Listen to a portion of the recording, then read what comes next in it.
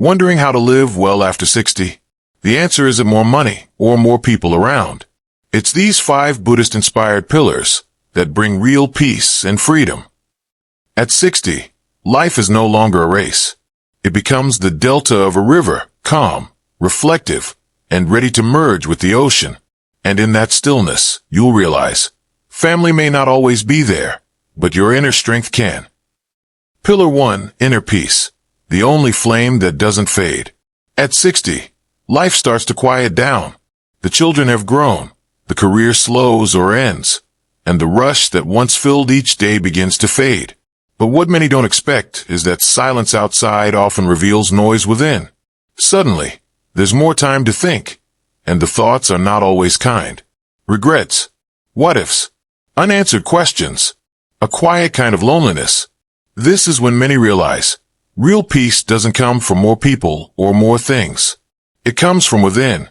Inner peace isn't a luxury. It's a life skill. And after 60, it becomes a lifeline. In Buddhist wisdom, peace begins with mindfulness, the gentle art of being present with what is. Not judging, not resisting, just noticing, just breathing. When you sit quietly with yourself, feeling each breath without rushing to fix or change anything, something shifts. There is space. There is stillness. There is peace. Another key is accepting impermanence. Everything changes, our bodies, relationships, routines. But when you stop fighting that truth, life becomes softer. You let go of control, and in that letting go, you find freedom. Inner peace doesn't mean everything is perfect. It means you're no longer at war with what is. You're no longer chasing the past or fearing the future. You're simply here. And for many, this quiet presence becomes the most reliable support of all. Because when no one else is around, when the noise of the world fades, your peace is the one thing that stays.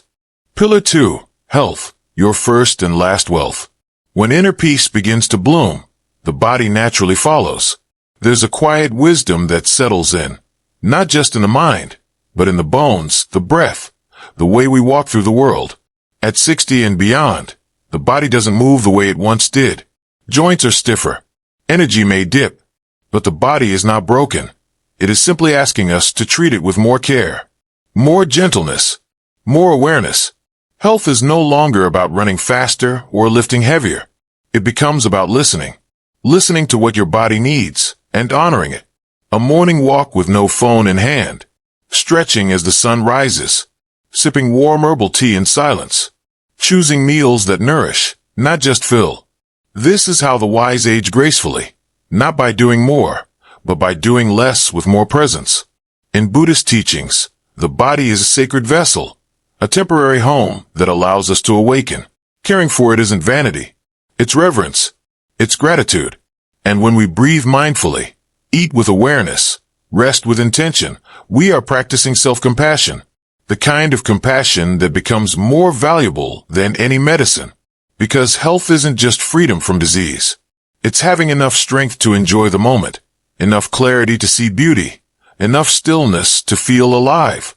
As the Buddha said, to keep the body in good health is a duty, otherwise we shall not be able to keep our mind strong and clear. Your body may slow down, but your spirit, if cared for through the body, can still shine bright. Pillar 3, financial simplicity, freedom and enough. A healthy body needs care, but it also needs peace of mind, and nothing disrupts peace more quietly than financial stress. At 60 and beyond, many people realize that chasing more doesn't bring more peace. In fact, it often brings more anxiety, more things to manage, more bills to pay, more fear of losing what we have. That's why the next pillar is financial simplicity, the quiet, liberating art of living with enough. In Buddhist monastic life, monks live with just a robe, a bowl, and a mat. Yet they are among the most free and content people in the world. Why?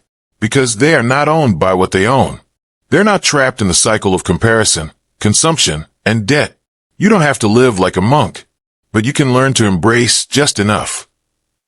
Enough to eat well, enough to sleep peacefully, enough to give without fear of going without. Financial simplicity doesn't mean poverty. It means clarity. It means budgeting wisely, letting go of what no longer serves you. Downsizing not out of fear, but out of freedom. When you're not drowning in bills or clutter, you're free to spend your time on what truly matters. Peace, relationships, purpose, and rest. True wealth is not how much you accumulate. It's how little you need to feel whole. And in this kind of simplicity, you will discover something profound. Enough is not just sufficient. Enough is sacred. Pillar 4, meaningful connections, not many. Once the noise of striving quiets, and the desire for more begins to fade, something else starts to matter more. Human connection. Not crowds. Not parties. Not followers. But real, honest, soul-deep connection. At 60 and beyond, we begin to see clearly. It's not about how many people surround you on your birthday, but who hold your hand in silence when you're grieving. Not who sends the most texts, but who shows up without being asked. In Buddhist tradition, these rare souls are called spiritual friends, companions on the path, those who walk beside you not out of obligation, but out of shared wisdom and compassion. They don't fix your problems. They sit with you in them. They remind you of your inner light when you forget. They speak truth gently and love you even when you falter. You may only have 2 or 3 of these friends in your entire life, and that is more than enough, because deep friendship isn't measured in numbers, it's measured in presence. The presence of someone who sees you fully and stays. The presence of someone who listens, not to respond, but to understand. The presence of someone who cheers for your joy and doesn't disappear in your pain. In Buddhist communities, monks walk in pairs, one always watching over the other, ensuring no one forgets the path. And in life, we all need at least one such companion. True connection doesn't fade with age. It deepens. And sometimes, it begins later in life, once we stop pretending and start truly showing up. You don't need many friends. Just a few who walk beside you, with kindness in their eyes and peace in their steps. Pillar 5, purpose beyond time. When you've let go of the need for more and opened your heart to deeper connection, something beautiful begins to stir. The longing for purpose. Not the kind tied to titles or achievements, but the quiet kind. The kind that wakes you up with soft joy. The kind that gives your day meaning even if no one else sees it. Many people believe that after 60, purpose retires. But in truth, this is when purpose often matures. When you're no longer chasing a career or raising a family, you finally have space to ask, what makes my soul come alive? For some, it's learning calligraphy, tending to bonsai trees, or painting in silence. For others, it's teaching what they know, writing their story, or simply smiling at strangers during a morning walk. Every small act becomes a prayer. Every moment infused with love becomes a gift to the world. In Buddhism, this is called right livelihood and right intention. Living each day with mindfulness, compassion, and a heart aligned with your values. Your purpose doesn't have to be loud. It doesn't have to be seen by thousands. It just has to matter to you and bring light to someone else, even in the smallest way. Because when you live with purpose, you don't just age. You glow. The body may grow slower, but a soul with purpose burns brighter with time. So if you're wondering, is it too late? The answer is, now is the perfect time. Your story isn't over. It's becoming wiser. And more than ever, the world needs your quiet fire. A life rooted in purpose is a life that glows quietly. And yet, even purpose needs support. Not always from people, but from within. That's why these 5 pillars aren't just ideas. They're practices. They're spiritual companions. They're the foundation you quietly build, so that when life shakes, you don't. Don't wait until you feel lonely to seek inner peace. Don't wait until your health fades to start caring for your body. Don't wait until money runs out to discover the power of enough. Don't wait until you're isolated to value a single true friend. And don't wait for life to give you a purpose. Create one, and watch it bloom. These 5 pillars are silent guardians of your soul. They won't shout. They won't demand. But they will stand by you, especially when no one else can.